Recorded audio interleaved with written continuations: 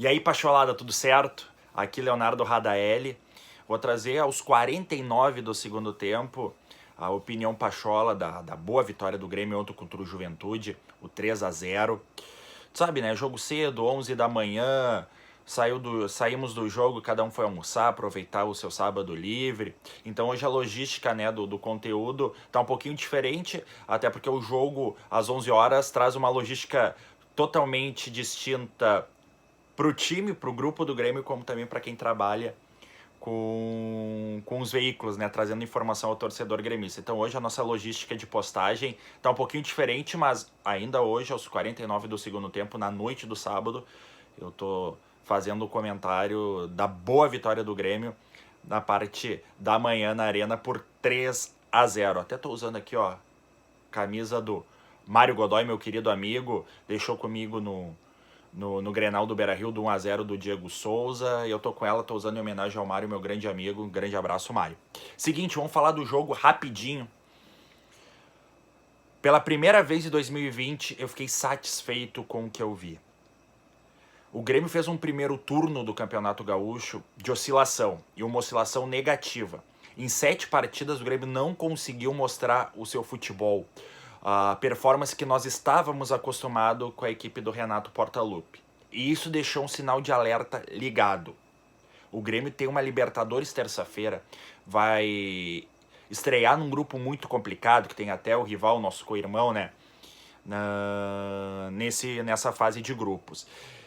E a performance do Grêmio estava preocupante, principalmente ao longo da primeira fase, que o Grêmio oscilou muitos momentos mais ou menos e momentos ruins. Teve um bom momento os primeiros 45 minutos do Beira-Rio, mas depois tudo veio água abaixo com a performance péssima em Caxias. Então, o primeiro turno do Grêmio, tu tira o quê?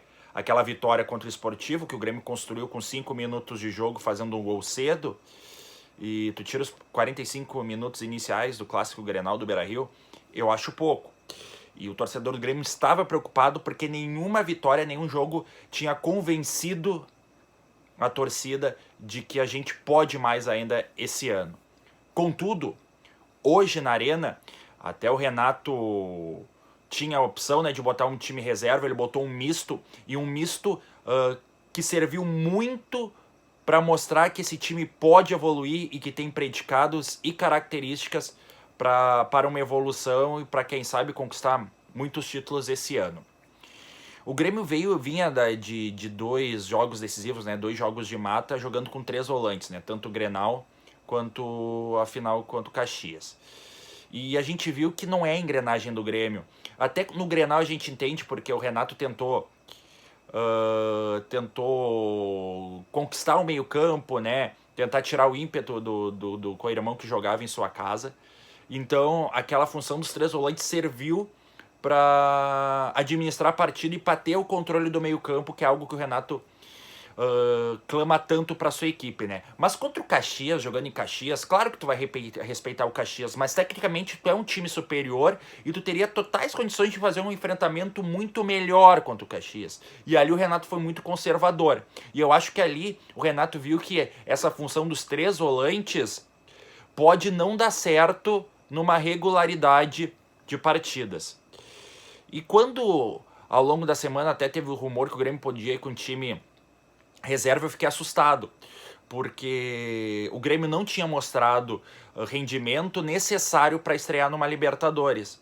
E eu acho que seria essencial o Grêmio botar pelo menos um time misto em campo contra o Juventude, para o Grêmio engrenar, para o Grêmio não corrigir completamente os erros, que a gente sabe que os erros serão corrigidos ao longo do ano.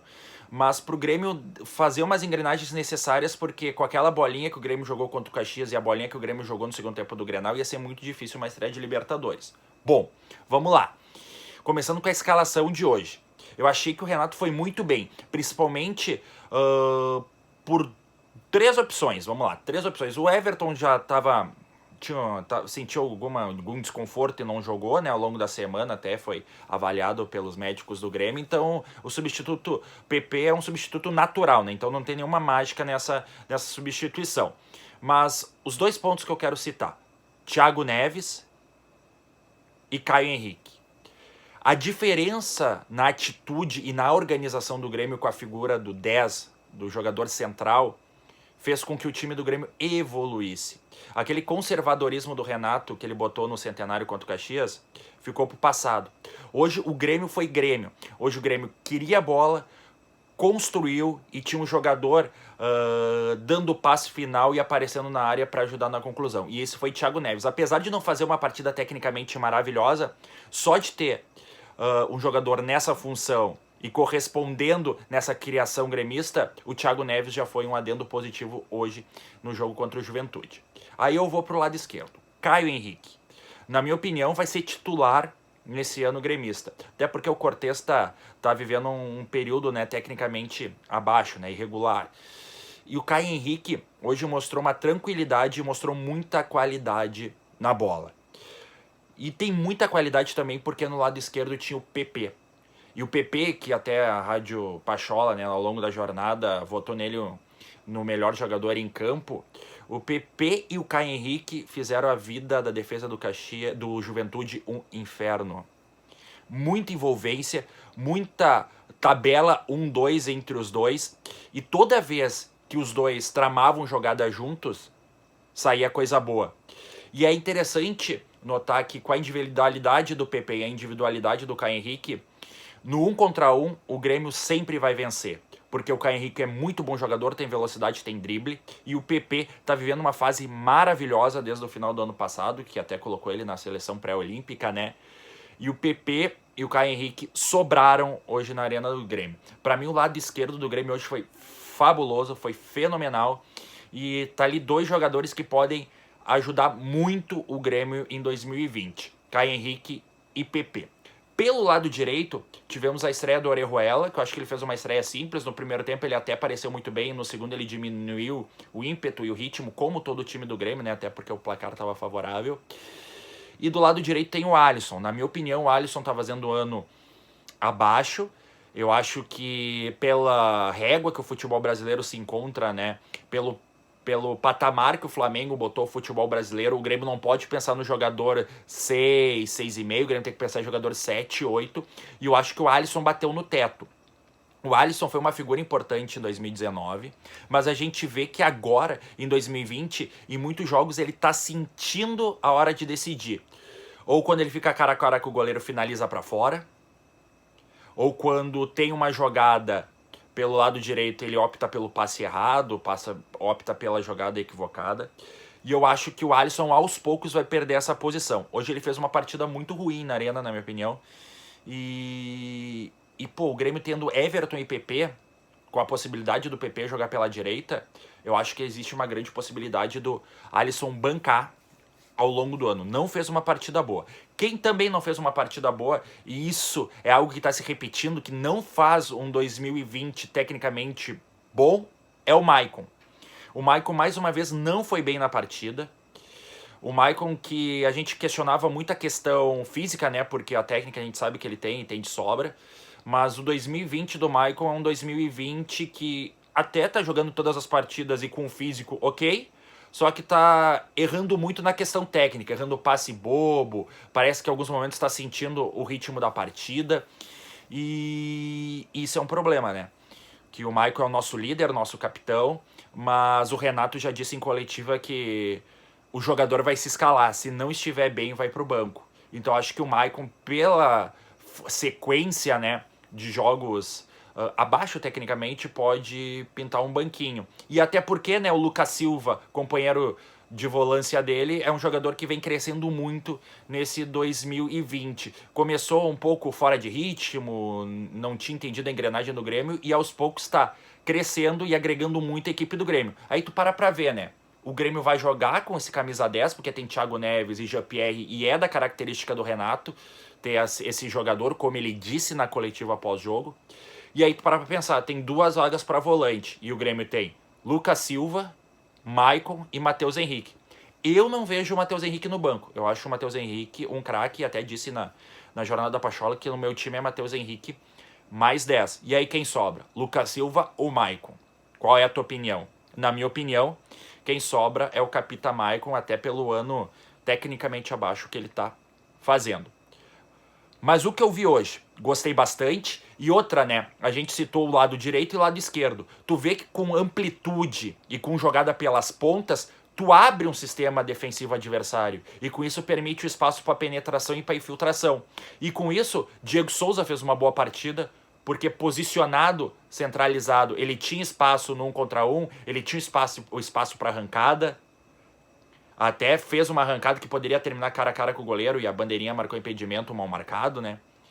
Então é um Grêmio que está crescendo com as peças que tem no elenco. E isso é muito positivo.